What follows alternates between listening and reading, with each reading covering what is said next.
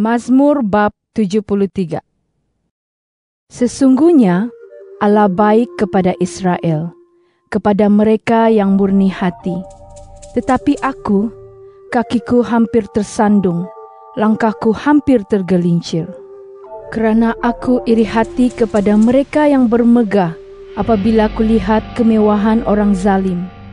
Mereka tidak sakit sebelum mati, kekuatan mereka tetap teguh.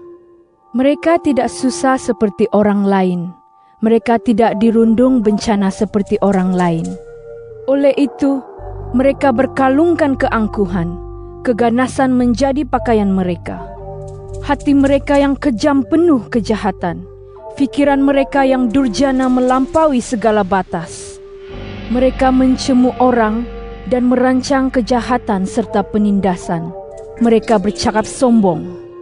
Mulut mereka lancang menentang syurga. Lidah mereka bercakap bongkak kepada seisi bumi. Maka orang mereka pulang ke sini, dan air secawan penuh habis dihirup mereka. Lalu mereka berkata, "Bagaimana Allah tahu? Adakah yang maha tinggi mempunyai pengetahuan?" Ketahuilah, mereka ini orang mungkar, yang sentiasa senang lenang. Mereka semakin kaya. Sesungguhnya, aku telah menyucikan hatiku dengan sia-sia dan membasuh tanganku dengan hati yang bersih. Kerana sepanjang hari aku disakiti dan dihukum setiap pagi. Kalaulah aku telah berkata, "Aku akan bercakap begini." Ketahuilah, artinya aku tidak jujur kepada keturunan anak-anakmu. Apabila aku memikirkan bagaimana hendak memahami ini, terlalu pedih bagiku. Hingga aku masuk ke tempat suci Allah, barulah aku mengerti tujuan mereka. Sesungguhnya, Engkau membawa mereka ke tempat-tempat licin. Engkau menghumbankan mereka ke dalam kemusnahan. Oh, betapa mereka ditimpa malapetaka. Seperti dalam sekelip mata, mereka ketakutan. Seperti mimpi apabila seseorang terjaga, demikianlah ya Tuhan, apabila Engkau terjaga, Engkau akan meluat akan bentuk mereka. Oleh itu, hatiku pilu dan fikiranku risau. Aku begitu bodoh dan jahil. Aku seperti seekor binatang di hadirat-Mu. Namun demikian, aku sentiasa bersamamu. Engkau memegang tangan kananku. Engkau akan memandu aku dengan bimbingan-Mu, dan kemudian menerimaku ke dalam kemuliaan. Siapa yang ada untukku di syurga melainkan Engkau? Dan tiada siapa di bumi yang kuingini selain Engkau. Tubuh dan hatiku layu, tetapi Allah kekuatan hatiku dan untukku selama-lamanya. Kerana sesungguhnya mereka yang jauh daripadamu akan binasa. Engkau telah memusnahkan kesemua mereka yang meninggalkanmu untuk melacurkan diri. Tetapi sungguh baik bagiku mendekati Allah. Aku telah menjadikan Tuhan Allah tempat aku bernaung, supaya aku dapat mengisytiharkan semua hasil kerja-Mu. Mazmur bab 77. Aku telah berseru kepada Allah dengan suaraku, kepada Allah dengan suaraku, dan Dia mendengarku. Pada masa kesusahan ku cari Tuhan. Tanganku tadahkan sepanjang malam, jiwaku enggan dilipurkan. Aku ingat akan Allah dan berasa rusuh. Aku mengadu dan semangatku tertekan. Selah. Engkau mencekang kelopak mataku. Aku rusuh sehingga tidak dapat berkata-kata. Aku telah memikirkan masa silam, tahun-tahun zaman dahulu.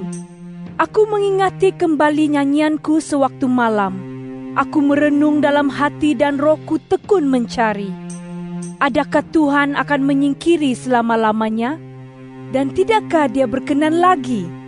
Sudah berakhirkah kasih setianya untuk selama-lamanya? Sudah batalkah janjinya untuk selama-lamanya? Sudah lupakah Allah bersikap penuh belas kasihan? Dalam kemurkaannya sudahkah ditutupnya belas kasihnya? Selah.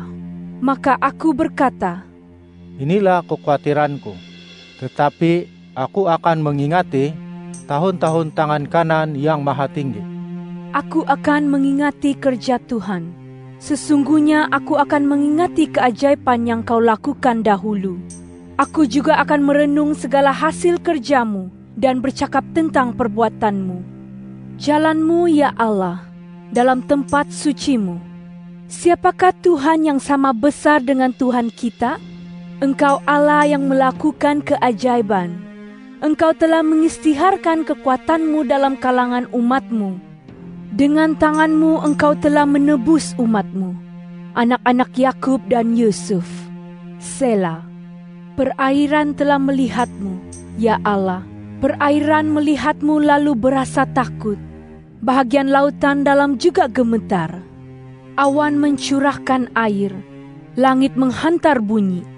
Anak-anak panamu memancar sabung menyabung.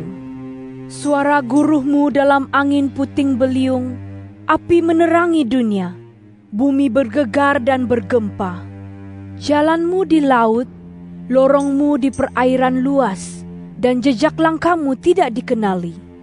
Engkau membimbing umatmu seperti sekawan domba dengan tangan Musa dan Harun. Mazmur bab 78. Dengarlah hai umatku, ajaran tentang hukum. Pasang telingamu untuk mendengar kata-kataku. Aku akan membuka mulut menggunakan ibarat. Aku akan menuturkan kata-kata zaman dahulu yang penuh rahsia, yang telah kita dengar dan ketahui, dan telah disampaikan oleh nenek moyang kita. Kita tidak akan merahasiakannya daripada anak cucu mereka. Kita akan memberitahu keturunan yang akan datang tentang pujian untuk Tuhan dan kekuatannya, serta hasil-hasil kerjanya yang menakjubkan. Kerana dia telah menetapkan peraturan pada Yakub dan mengadakan hukum baru bagi Israel, yang diperintahkannya kepada nenek moyang kita, supaya diberitahu kepada anak-anak mereka, agar keturunan akan datang mengetahuinya, anak-anak yang bakal lahir, dan mereka akan bangkit mengisytiharkannya kepada anak-anak mereka. Dengan demikian, mereka akan menyandarkan harapan kepada Allah dan tidak melupakan hasil kerja Allah serta mematuhi perintah-perintahnya. Maka tidaklah mereka menjadi seperti nenek moyang mereka, keturunan yang degil dan memberontak, keturunan yang tidak membetulkan hatinya, dan yang rohnya tidak setia kepada Allah. Kaum Efraim yang bersenjatakan panah, berundur pada hari pertempuran. Mereka tidak berpegang kepada perjanjian Allah. Mereka tidak mau hidup mengikut hukumnya, dan melupakan hasil kerjanya, serta keajaiban yang telah ditunjukkannya kepada mereka.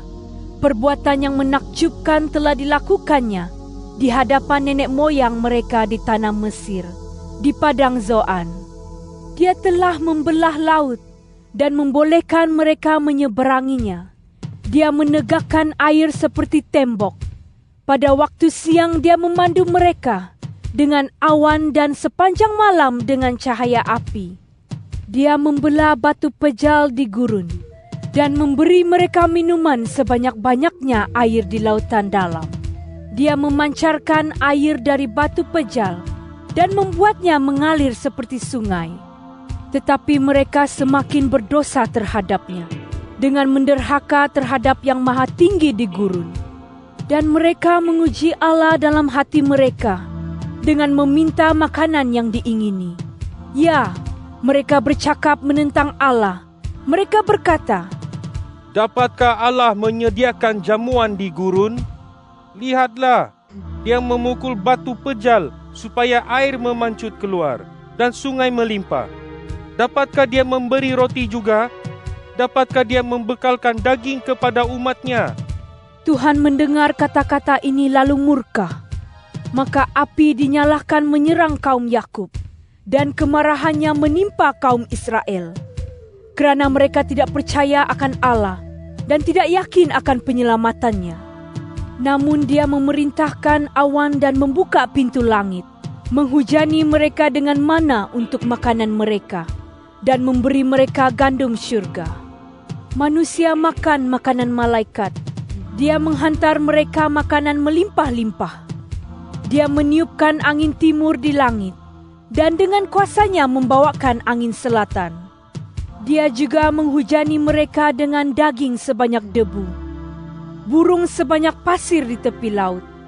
Dia menjatuhkan semua itu di tengah-tengah perkemahan mereka, di sekeliling tempat tinggal mereka. Lalu mereka makan sekenyang-kenyangnya, kerana Dia memberikan kehendak mereka. Keinginan mereka tidak dipuaskan ketika makanan masih di dalam mulut mereka. Kemurkaan Allah menimpa mereka, meragut nyawa yang paling gagah antara mereka, dan menumpangkan orang Israel yang paling istimewa. Namun demikian, mereka terus berbuat dosa dan tidak percaya akan mukjizat-Nya.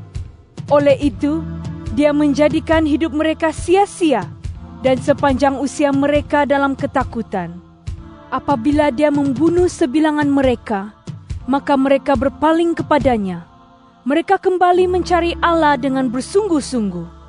Ketika itu mereka ingat bahawa Allah batu pejal mereka dan Allah yang Maha Tinggi penebus mereka. Tetapi mulut mereka memberinya puji palsu, dan lidah mereka berdusta kepadanya, kerana hati mereka tidak teguh kepadanya, dan mereka tidak setia kepada perjanjian dengannya. Namun Dia, yang penuh belas kasihan, mengampunkan dosa mereka, dan tidak memusnahkan mereka. Ya, berkali-kali Dia memalingkan kemarahannya daripada mereka, dan tidak membiarkan kemurkaannya menyala.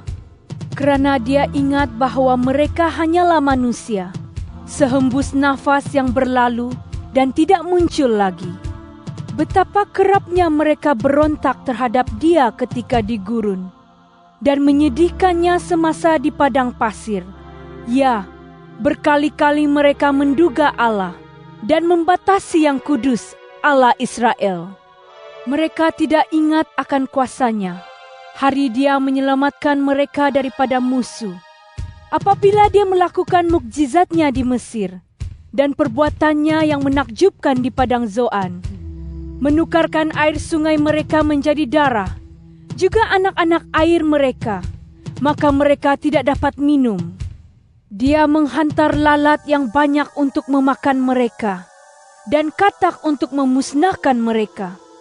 Dia menyebabkan tanaman mereka dimakan ulat, dan hasil usaha mereka dimakan belalang.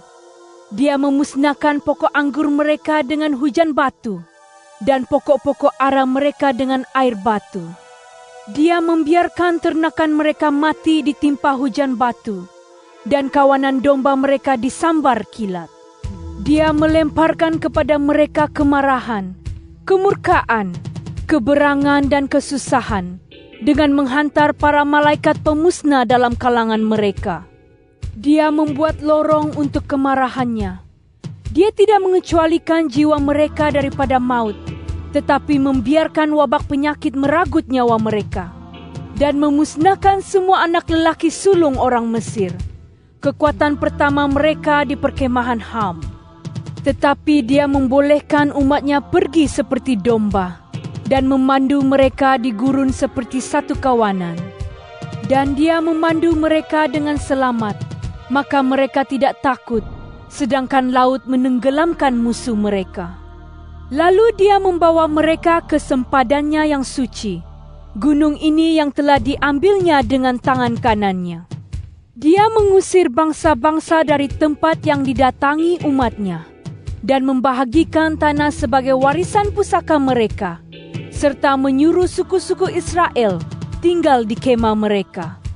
Namun demikian, mereka berontak dan menguji Allah yang Maha Tinggi, dan tidak mematuhi peraturannya. Mereka berpaling tada dan berkelakuan tidak setia seperti nenek moyang mereka. Mereka menyeleweng seperti busur yang bengkok. Mereka membuat Dia marah dengan bukit-bukit pemujaan, dan membuat Dia cemburu dengan patung-patung yang diukir. Apabila Allah mendengarnya, Dia amat murka dan sangat membenci kaum Israel, sehingga Dia meninggalkan kemah Silo. yang telah diletakkannya dalam kalangan mereka, dan membiarkan kekuatannya ditawan, dan kemuliaannya jatuh ke tangan musuh. Dia membiarkan umatnya musnah di hujung pedang. Dia amat murka akan warisannya. Api membakar pemuda-pemuda mereka, maka gadis-gadis mereka tidak dijodohkan. Imam-imam mereka gugur di hujung pedang, dan balu-balu mereka tidak meratap. Kemudian Tuhan mengejutkan diri daripada tidur, seperti seorang gagah yang bertempik kerana air anggur. Dan dia mengusir musuhnya. Dia memalukan mereka selama-lamanya. Juga dia menolak kemah Yusuf, dan tidak memilih suku Efraim, tetapi memilih suku Yehuda, bukit Sion yang dicintainya. Dan dia membina tempat sucinya seperti di syurga, seperti bumi yang telah ditapakkannya untuk selama-lamanya. Dia juga memilih Daud hambanya, dan mengambilnya dari kawanan domba. Daripada mengikuti domba beranak kecil, Allah membawanya untuk menjadi gembala umatnya Yakub dan warisannya Israel. Maka dia menggembalakan mereka menurut keikhlasan hatinya, dan memandu mereka dengan kemahiran tangannya.